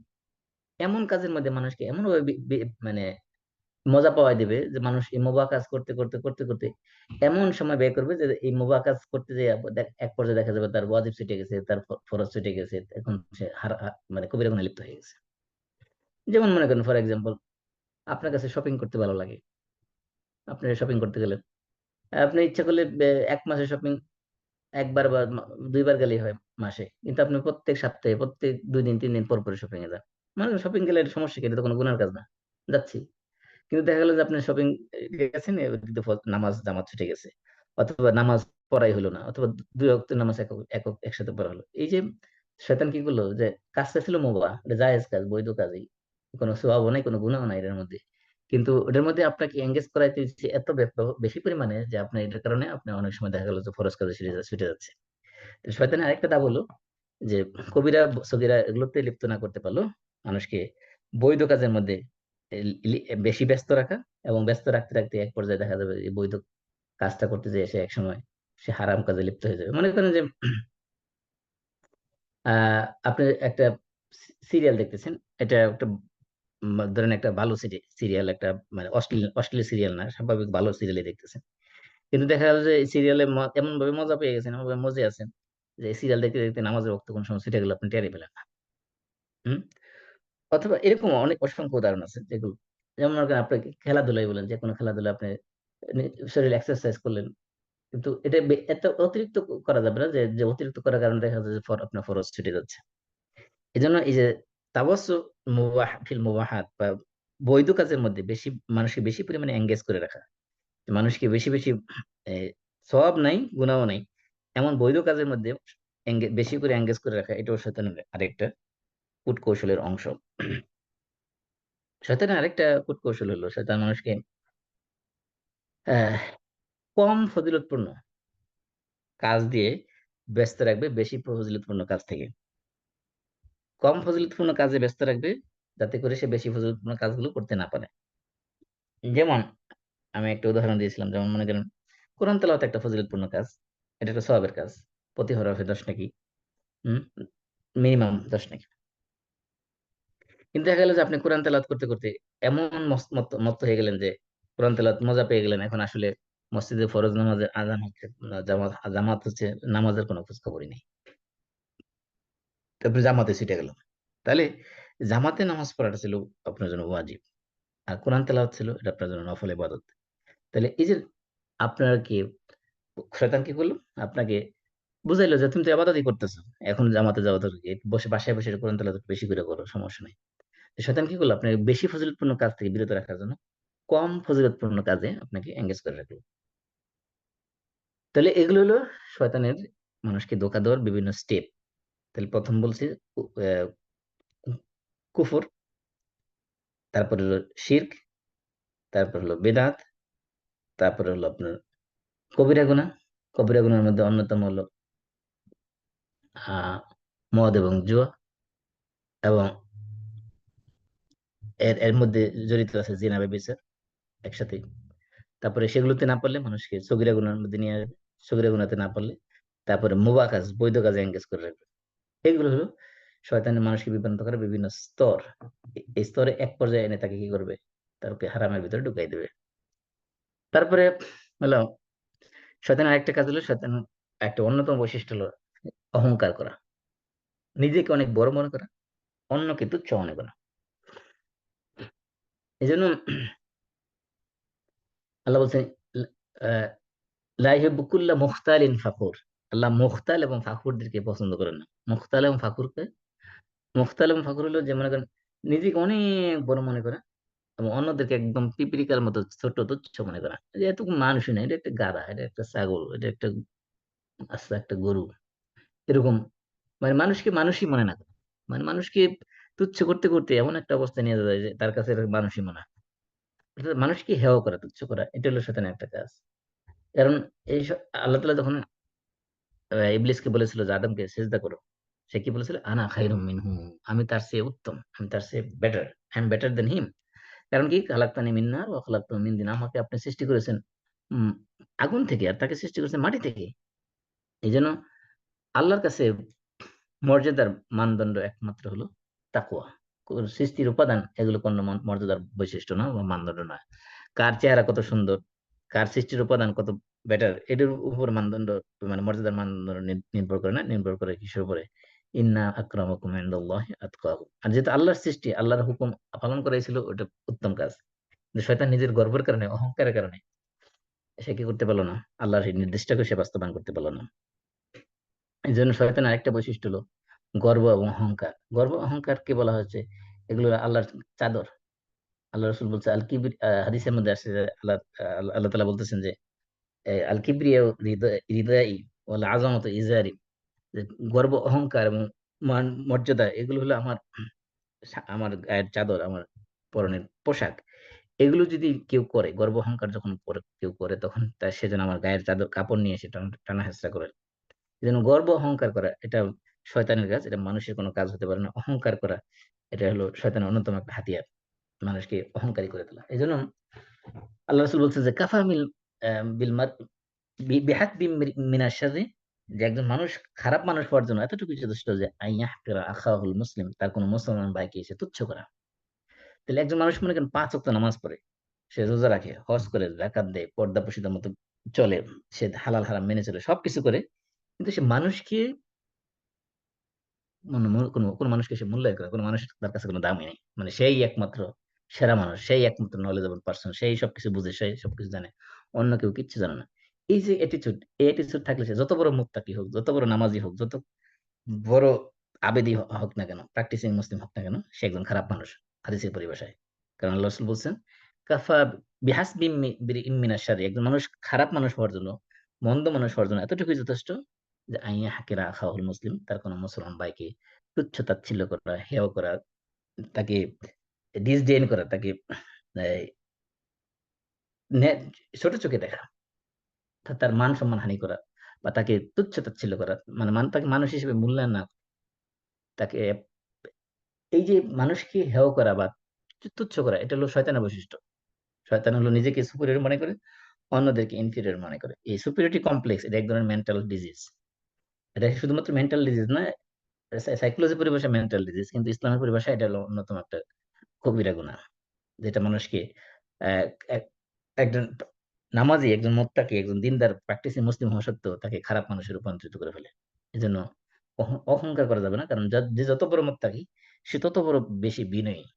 বিনয় হলো ইমানদারদের অন্যতম একটা অলংকার, অন্যতম একটা ভূষণ। আরেকটা হলো শয়তানের আরেকটা কাজ হলো, অহংকার করার পাশাপাশি আরেকটা কাজ হলো ইমানদারদেরকে ভয় দেখানো। আল্লাহ আল্লাহ বলছেন ইন্নামা যালিকুমুশ শাইতান ইউখাউফিফু আউলিয়া, শয়তানের অনুসারী যারা, তাদেরকে শয়তান ভয় দেখায়। ফালা তাখাফুহুম, তাদের সুতরাং শয়তানকে তোমরা ভয় পেও না। ওয়াখাফুনি, আমি আল্লাহকে ভয় করো, ইন কুনতুম মুমিনিন, যদি তোমরা মুমিন হয়ে থাকো। যেমন মনে করেন যুদ্ধের ময়দানে এখন যারা ইমানদার, তারা কি করবে, এই শয়তান এসে তাদেরকে ভয় দেখাবে, বলবে যে এই যে কাফের, যারা কাফের, কাফের হলো শয়তানের বন্ধু। আল্লাহ বলছেন জালিকুম শাইতান ইউখাফিফু আউলিয়া, শয়তানের অনুসারী যারা, তাদের ভয় দেখাবে ইমানদারদেরকে। ইমানদারদেরকে বলবে যে এই যে কাফের, এদের কাছে কত অস্ত্র আছে, কত সংগঠিত সেনাবাহিনী আছে তাদের কাছে, কত টাকা পয়সা আছে, তোমাদের কাছে কি আছে? তাদের কাছে পারমাণবিক অস্ত্র আছে, বোমা আছে, এই আছে, সেই আছে। তাদেরকে ভয় দেখানো, অর্থাৎ ইমানদারকে ভয় দেখাবে, তাদের তারা কি না করতে পারে, যুদ্ধের ময়দানে তাদের কাফেরদের বিরুদ্ধে না দাঁড়াতে পারে। এটা হলো শয়তানের কাজ। আরেকটা কাজ হলো শয়তানের, আশ-শাইতানু ইয়াইদুকুমুল ফাকর ওয়া ইয়া'মুরুকুম বিল ফাহশা, শয়তান মানুষকে সবসময় দারিদ্রতার ভয় দেখায়, দারিদ্রতার ভয় দেখায়, ওয়া ইয়া'মুরুকুম বিল ফাহশা, এবং তোমাদেরকে অশ্লীলতার দিকে আহ্বান করে। দারিদ্রতা ভয় দেখাবে, শয়তান বলবে যে মনে করেন একজনের উপর হজ ফরজ হয়ে গেছে, সে চিন্তা করবে হজ করতে, এখন এখন তো হজ খুব এক্সপেন্সিভ হয়ে গেছে, $15,000 লাগবে, $15,000 যে আমি খরচ না করে এখন জমায় রাখি, তাহলে ভবিষ্যতে এগুলো দিয়ে একটা ভালো একটা গাড়ি কিনতে পারবো। অথবা এই আমি ভবিষ্যতে একটা বাড়ি কেনার পরিকল্পনা আছে, সেটাকে দেখেন এগুলো জমায় রাখলে হয়তো ডাউন পেমেন্ট দেওয়ার একটা সুযোগ হবে। তাই শয়তান তাকে কি করলো, তাকে এই যে হালাল ইনকাম তার ছিল, ফরজ ইবাদত করার মতো তার সামর্থ্য ছিল, কিন্তু শয়তান তাকে কি করলো, তাকে দরিদ্রতা ভয় দেখালো, বললো যে তুমি তো এই টাকা এখন খরচ করে ফেললে, তুমি তো পরবর্তীতে তোমার এগুলো কি দিয়ে করবা। তো তার দারিদ্রতার একটা ভয় দেখাই দিবে। অথবা মনে করেন দারিদ্রতার ভয় ছাড়াও, যে মনে করেন আপনি যে একটা ভালো কাজে একটা দান করতে যাবেন, শয়তান তোমাকে বলবে যে এত টাকা দান করার কি দরকার, অল্প কিছু দিলেই তো হয়, কোনো রকম একটা লামসাম একটা দিয়ে দিলে হয়। এত বড় অ্যামাউন্ট দান করার দরকার নেই, তুমি গরিব, টাকা পয়সা কমে যাবে তোমার। এই যে দারিদ্রতার ভয় দেখানো, এটা হলো শয়তানের কাজ। আরেকটা কি কাজ, ওয়া'মুরুকুম বিল ফাহশা, যত ধরনের অশ্লীলতা আছে, অশ্লীলতার দিকে শয়তান মানুষকে আহ্বান করে। আল্লাহ বলছেন ওয়াল্লাহু ইয়া'iদুকুম মাগফিরাতাম মিনহু ওয়া ফাদলা, আল্লাহ বলছেন যে আমি আল্লাহ তাআলা, শয়তান তো তোমাদেরকে দরিদ্রতার আর ভয় দেখায়, আর কিসে, অশ্লীলতার ভয় দেখায়। আল্লাহ তাআলা তোমাদেরকে প্রতিশ্রুতি দিচ্ছেন যে তিনি তোমাদেরকে দান, এই তোমরা যে আল্লাহর রাস্তায় ব্যয় করো তাহলে তোমাদেরকে মাফ করে দিবেন, এবং আল্লাহর পক্ষ থেকে তোমাদের জন্য প্রতিশ্রুতি রইলো যে তিনি তোমাদেরকে ফদল নিজের অনুগ্রহে তোমাদের সম্পদ বাড়িয়ে দেবেন। এই জন্য হাদিসের মধ্যে আসছে যে যে প্রতিদিন সকালে আসমান থেকে দুইজন ফেরেশতা দুনিয়াতে নেমে আসে। দুইজন ফেরেশতা এসে দুইটা দোয়া করে। একজন ফেরেশতা বলতে থাকে, ফায়াকুলু আহাদুহুম আল্লাহুম্মা আ'তি কুল্লা মুমসিকিন আল্লাহুম্মা আ'তি কুল্লা মুনফিকিন খালাফা, ও আল্লাহ, যারা দান করেছে তোমার রাস্তায় তাদের দানের তুমি বিনিময় তাদেরকে দিয়ে দাও।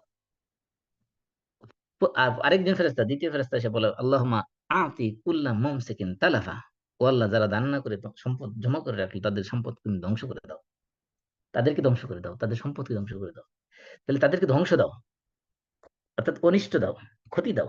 এই জন্য দান করলে কোনোদিন সম্পদ কমে না। আল্লাহ রাসূল বলছেন, মা নাকাসাত সাদাকাতুম মিন মালিন, যে সদাকা, দান সদকা বা ডোনেশন, এটা কখনো কোনো সম্পদ থেকে কমায় না, বরং এটা বাড়িয়ে দেয়। কিন্তু আমরা এটা বুঝি না।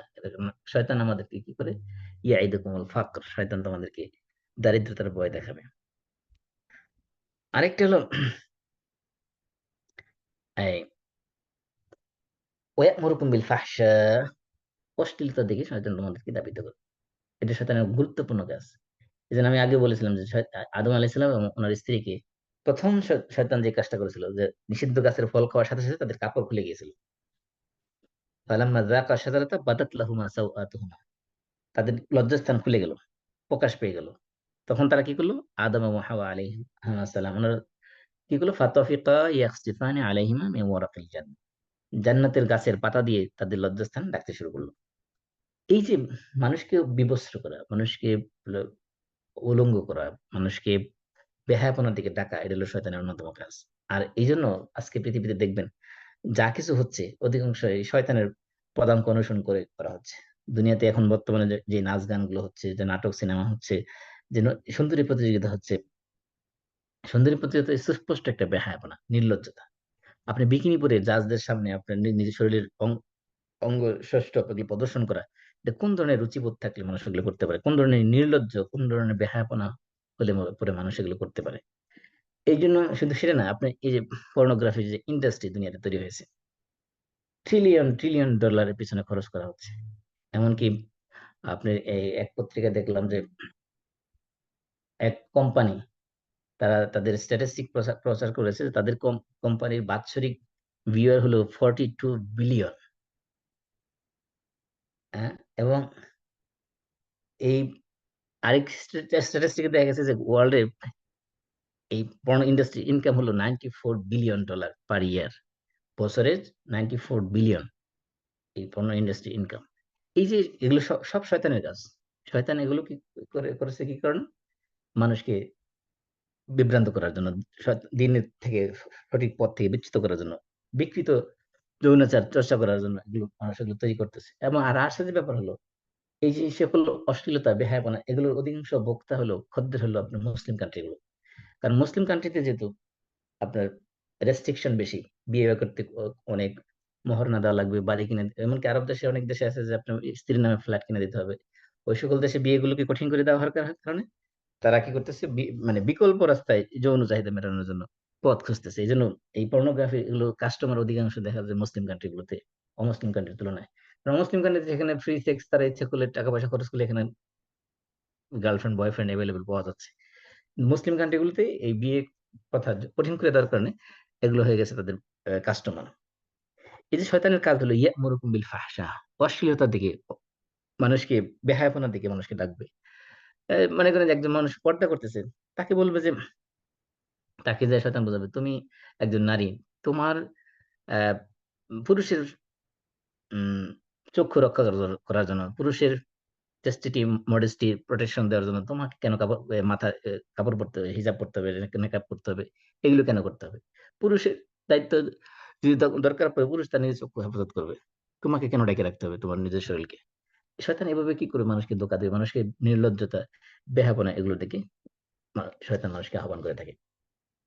তো এই যে শয়তানের যে ধোঁকা, চক্রান্ত, ষড়যন্ত্র, এগুলো থেকে বাঁচার উপায় কি? এক নম্বর হলো আল্লাহর প্রতি পরিপূর্ণ ঈমান এবং তাওয়াক্কুল।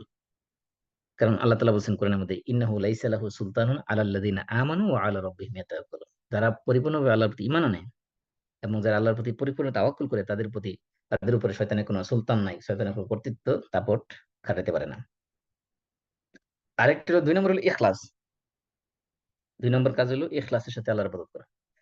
কারণ শয়তান যখন আল্লাহর সাথে চ্যালেঞ্জ করছিল, বলছিল ক্বালা ফাবিইজ্জাতিক, আপনার ইজ্জতের কসম করে বলতেছি, লাআগওয়িয়ান্নাহুম আজমাইন ইল্লা ইবাদাকা মিনহুমুল মুখলাসিন, আমি তাদের সবাইকে পথভ্রষ্ট করে ছাড়বো, তবে শুধুমাত্র আপনার মুখলেস বান্দা যারা তাদেরকে ছাড়া। তার মানে এখানে বোঝা গেছে যে মুখলেস বান্দা যারা ইখলাসের সাথে আমল করে, তাদেরকে শয়তান বিভ্রান্ত করতে পারবে না, শয়তান তাদের টেপে ফেলতে পারবে না। এই জন্য দ্বিতীয় যে গুণটা আমাদের অর্জন করা দরকার, সেটা হলো যে কোনো কাজই করবো আমরা ইখলাসের সাথে, মানে আল্লাহকে সন্তুষ্ট করার উদ্দেশ্যে, দুনিয়াবি কোনো কিছু পাওয়ার উদ্দেশ্য নয়, আল্লাহ সন্তুষ্টির উদ্দেশ্যে করবো। ৩ নম্বর হলো তাআউজ, আল্লাহর কাছে পানাহ চাওয়া শয়তান থেকে সব সময়, বিশেষ করে সূরা নাস এবং ফালাক এগুলোর মাধ্যমে, এবং আউযু বিল্লাহি মিনাশ শাইতানির রাজিম এটার মাধ্যমে, এবং এই রাত্রিবেলা ঘুমাইতে যাওয়ার আগে আয়াতুল কুরসি পড়া, এবং ৫ ওয়াক্ত ফরজ নামাজের পরে আয়াতুল কুরসি পড়া, এবং ৩ কুল পড়া, এগুলোর মাধ্যমে শয়তান থেকে পানাহ চাওয়া। কারণ আল্লাহ তাআলা বলছেন, ওয়া ইম্মা ইয়ানজাগান্নাকা মিনাশ শাইতানি নাজগুন ফাস্তাইয বিল্লাহি ইন্নাহু হুয়াস সামিউল আলিম। যে যখন শয়তান তোমাকে স্পর্শ করে, তাহলে কি করো? ফাস্তাইয বিল্লাহ, আল্লাহর কাছে সাহায্য চাও। ইন্নাহু হুয়াস সামিউল আলিম, কারণ আল্লাহ তাআলা হলেন সর্বশ্রোতা এবং সবকিছু তিনি জানেন। আর আয়াতুল কুরসি পড়লে আল্লাহ রাসূল বলছেন যে, যে ব্যক্তি রাত্রিবেলা আয়াতুল কুরসি পড়বে, লাম ইয়াজাল আলাইহি মিনাল্লাহি হাফিজান ওয়ালা ইয়াকরাবুহু শাইতান হাত্তা ইয়াসবিহ। যে রাত্রিবেলা যদি কেউ একবার আয়াতুল কুরসি পড়ে, তাহলে আল্লাহ রাব্বুল আলামিনের পক্ষ থেকে একজন প্রোটেকশনকারী ফেরেশতা সারা রাত তাকে পাহারা দেবে। সকাল পর্যন্ত তাকে শয়তান স্পর্শ করতে পারবে না। তারপরে রাত্রিবেলা বিশেষ করে সূরা বাকারার শেষ ২ আয়াত, আমানা রাসূলু বিমা উনজিলা ইলাইহি থেকে শুরু করে একবার শেষ পর্যন্ত সূরা বাকারার শেষ ২ আয়াত তেলাওয়াত করা। আল্লাহ রাসূল বলছেন, মান কারা খাওয়াতিমা সূরাতুল বাকারা, যে ব্যক্তি সূরা বাকারার শেষ ২ আয়াত প্রতি রাত্রে পড়বে, কাফাতাহু, এই ২ আয়াত তার জন্য যথেষ্ট হবে। আরেকটা আয়াত আছে, ওয়ালাম ইয়াদখুলিশ শাইতানু বাইতাহু সালাসাতা আইয়াম, যদি কেউ রাত্রেবেলা এই সূরা বাকারার শেষ ২ আয়াত পড়ে, তাহলে ৩ দিন পর্যন্ত তার ঘরে শয়তান প্রবেশ করতে পারবে না। তাহলে রাত্রেবেলা এই সূরা বাকারার শেষ ২ আয়াত পড়া এটা খুবই গুরুত্বপূর্ণ। কারণ আহ শয়তান ঘরে প্রবেশ করতে পারবে না, ১ নম্বর। আর হলো ওই রাতের জন্য যথেষ্ট হবে, ওই রাতে তেলাওয়াতের জন্য যথেষ্ট, ওই রাতে সে আল্লাহর জিকিরকারী হিসেবে যথেষ্ট, ওই রাতে শয়তান থেকে সমস্ত ধরনের চোর ডাকাত অনিষ্ট থেকে, সবকিছুর অনিষ্ট থেকে মুক্তি পাওয়ার জন্য যথেষ্ট। আর বিশেষ করে সূরা বাকারা পুরোটা সম্ভব হলে পুরাটা তেলাওয়াত করা।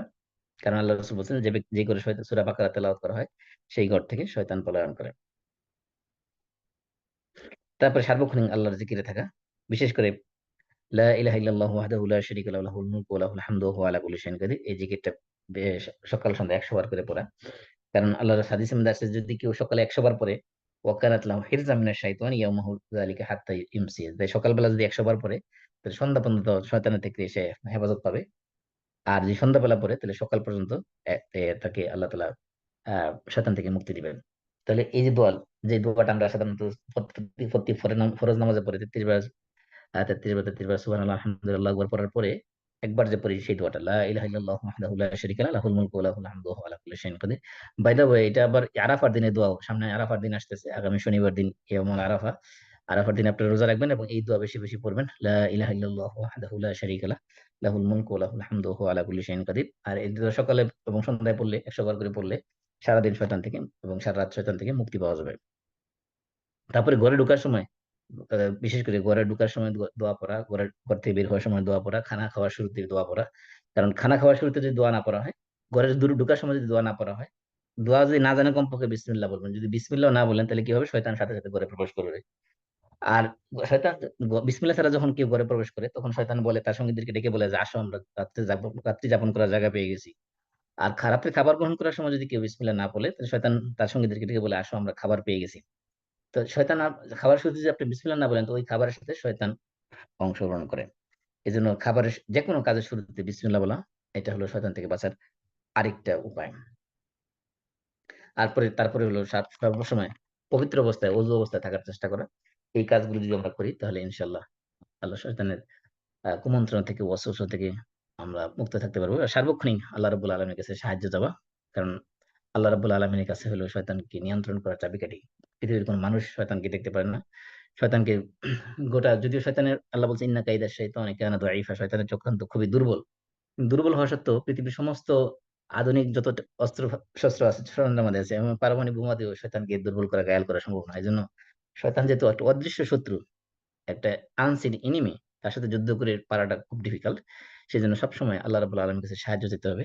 আল্লাহ যাতে আমাদেরকে সকলকে, আমাদের সন্তান সন্ততি, আমাদের সবাইকে শয়তানের সব ধরনের চক্রান্ত থেকে, ষড়যন্ত্র থেকে হেফাজত করুন।